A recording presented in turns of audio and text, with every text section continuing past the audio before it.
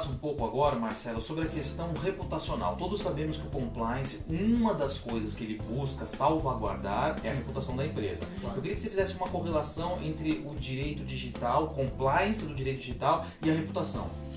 Bom, sobre a reputação tem algumas coisas importantes para a gente dizer. Por exemplo, tem uma empresa que ela presta serviço para outras empresas. Ela disponibiliza uma plataforma de utilização de recursos para contratação, para negociação, enfim, como várias outras têm. Essa empresa, ela ficou sabendo pelo seu cliente de que dados dele, cliente, tinham vazado e tinham chegado na chamada Deep Web, a internet profunda. Pensa só, o dano reputacional que essa empresa sofreu com o próprio cliente descobrindo os seus dados na internet, entrando em contato com os caras falando, viu, meus dados vazaram. Os caras, não vazaram não. Como vazaram? Não vazaram, eu achei eles aqui, ó.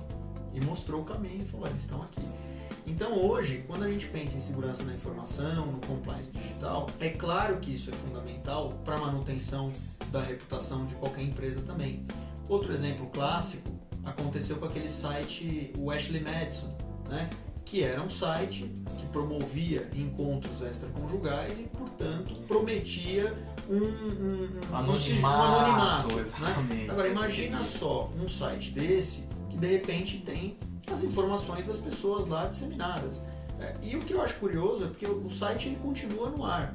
E é uma coisa que a gente pensa assim, poxa... Acabou, né? Matou. Exatamente o mesmo exemplo do Mossack Fonseca. Você pergunta, poxa, acabou o Mossack Fonseca? Bom, me parece que o escritório está lá, e o Ashley Madison também, mas a questão é, afora as questões morais que estão envolvidas em fazer a utilização de um ou outro serviço, mas assim, quem é que em sã consciência agora voltaria para um ou para outro? Ou para outras empresas, né?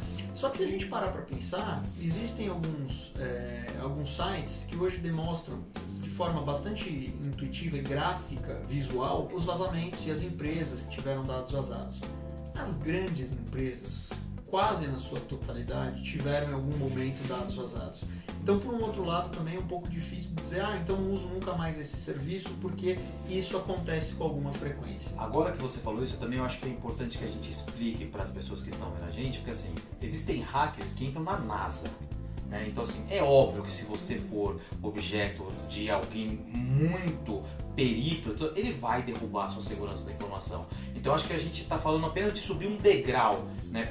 Porque eu acho que, da mesma forma que o compliance não pode garantir que ninguém vai fazer nenhum ato de desconformidade, eu acho que a gente não tem como garantir que a sua empresa sempre estará segura, que ninguém vai conseguir. Não sei, estou te perguntando, queria que você falasse um pouco sobre isso. Não vai, você tem razão, mas isso para nada, né? Você pra não nada. tem como garantir, não só para compliance, acho que para qualquer legislação.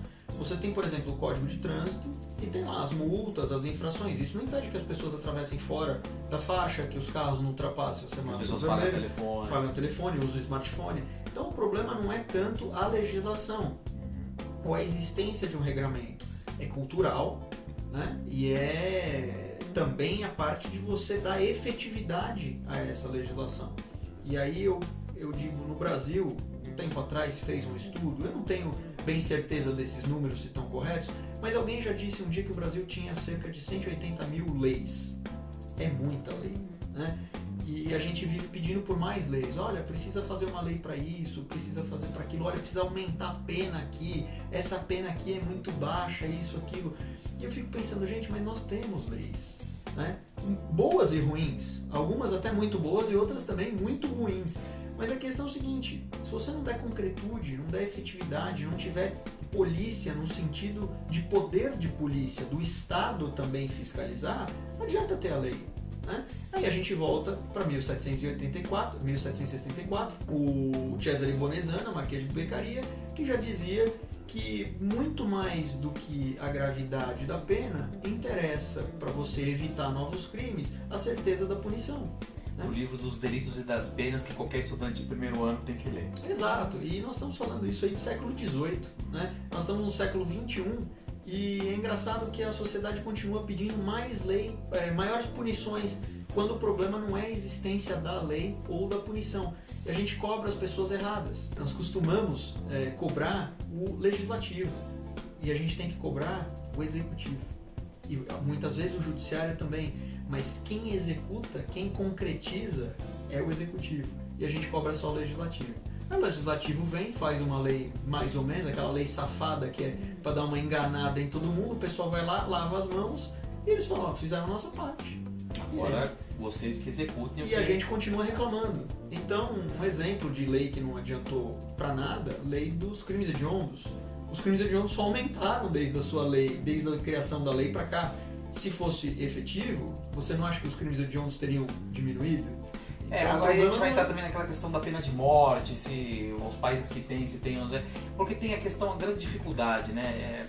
Me parece que nesse ponto é a educação que vai salvar qualquer agrupamento de pessoas, né? Não a punição. Não, por isso, é cultural. Então não adianta você só ter a lei. Você tem que ter as pessoas cumprindo a lei e a noção de que elas precisam cumprir a lei independentemente de ter alguém dizendo cumpra.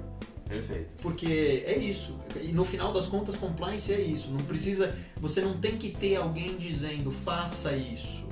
Você tem que ter as pessoas direcionadas ao fazer o que é certo. Disso que você falou, quero te fazer perguntas, mas antes eu vou pegar um outro ponto que você também estava falando. Então, se nós temos leis que são suficientes, eu queria sobre o ponto de vista digital do digital compliance. Nós temos leis hoje suficientes para cobrir essa questão do digital compliance? Olha, eu acredito que sim, porque como eu disse, nós temos muitas leis no Brasil e muitas dessas leis elas podem ser aplicadas independente do termo tecnologia constar delas, né? Um exemplo que eu costumo usar é o seguinte, estelionato. Né? As pessoas falam, poxa, a gente precisa ver crimes digitais e tudo mais. Um estelionato, se eu praticar frente a frente contigo, ou se eu praticar pela internet, é a mesma coisa. Eu não preciso... É a ferramenta, É a ferramenta. Então eu não preciso, muitas vezes, de uma lei que fale praticar estelionato, não é assim o tipo penal, mas praticar estelionato com o uso da tecnologia. Eu não preciso disso. E o exemplo que eu dou é o do crime de homicídio. Você tem lá um homicídio, você tem variações na pena, se é utilizado fogo, tortura, enfim. Meios cruéis. E também pode ser com a tecnologia. Então você não precisa ter um tipo penal dizendo, olha, ser praticado com a tecnologia. Agora, é fato também, e é verdade, que algumas condutas que nunca foram, digamos assim, tipificadas antes, hoje a gente se depara com situações que você poderia dizer, puxa, mas isso causa tanto dano e falta aqui alguma coisa. E nessa perspectiva é que talvez falte alguma coisa de regulamentação, e eu estou falando dos crimes, mas isso vale para tudo, talvez nessa perspectiva apenas e tão somente falte alguma coisa de regulamentação, mas são pontos mais específicos, né? E aí veio a Lei 12.737 de 2012, que ficou conhecida como Lei Carolina Dickmann, e eu não gosto de adjetivá-la. Mas é conhecida dessa forma. Ficou conhecida assim, mas por uma situação que não era da Carolina Dickmann e que, enfim, a lei acabou surgindo do contexto, então faz algum sentido, mas o fato é a lei que veio para tentar tratar da invasão do dispositivo informático. E como tudo feito nas pressas, a lei é muito ruim.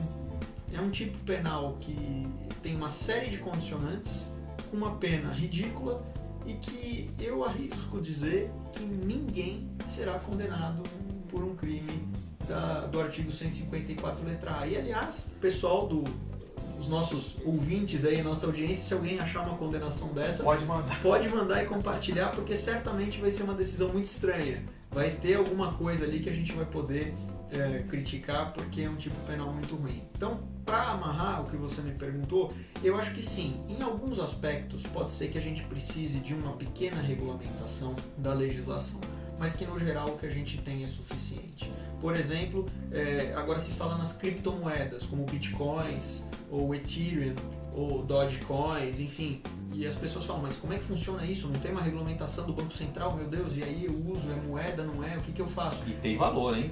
Tem valor. Real. Sim, se você entrar no site da Receita Federal, eles vão explicar direitinho onde você tem que colocar na declaração do imposto de renda. Exatamente. Então veja, não tem uma regulamentação para dizer se você pode ou não pode usar, mas se a Receita Federal determina que você faça a declaração em determinado campo do formulário da declaração do imposto de renda, então, veja, e algumas coisas, a realidade, ela toma a frente, né? As coisas acontecem primeiro para depois haver regulamentação. E às vezes precisa mesmo dessa regulamentação e outras vezes não adianta tentar regulamentar porque o mercado ele toma os seus caminhos e se resolve independente da lei. Você falou também que, na verdade, o ideal é que em determinado momento as pessoas assumam aquela cultura, ou seja, você não precisa ficar falando a norma, faça isso, faça... Como que você acha que o mundo digital, e aí não o digital compliance, mas o mundo digital pode ajudar essa questão de compliance, que é a criação de uma cultura no modelo da empresa? Como é que você acha que isso pode acontecer? Bom, de várias formas, né? Primeiro que tudo que envolve a tecnologia pode trazer facilidades pra gente. Então, desde vídeos que a gente pode subir no YouTube falando de direito digital, de digital compliance, de anticorrupção, como a gente está fazendo aqui, isso é muito bacana e a experiência mostra que as pessoas assistem, acompanham e ajuda. A criação de aplicativos, né? Você pode ter aplicativo em smartphone, tablets, computadores para disseminar compliance. Enfim, a tecnologia ela tá aí para surpreender a gente. Então o bacana é a gente pensar que não é só a tecnologia, mas a tecnologia com a criatividade. Os meios tecnológicos a gente já tem e já mais ou menos sabe como usar. É difícil que em pouco tempo surja uma tecnologia que seja disruptiva e que fale assim, agora você não precisa mais disso, não precisa daquilo. A gente vai continuar utilizando câmeras, vai continuar usando áudio, vai continuar usando smartphones e talvez isso não seja substituído tão logo.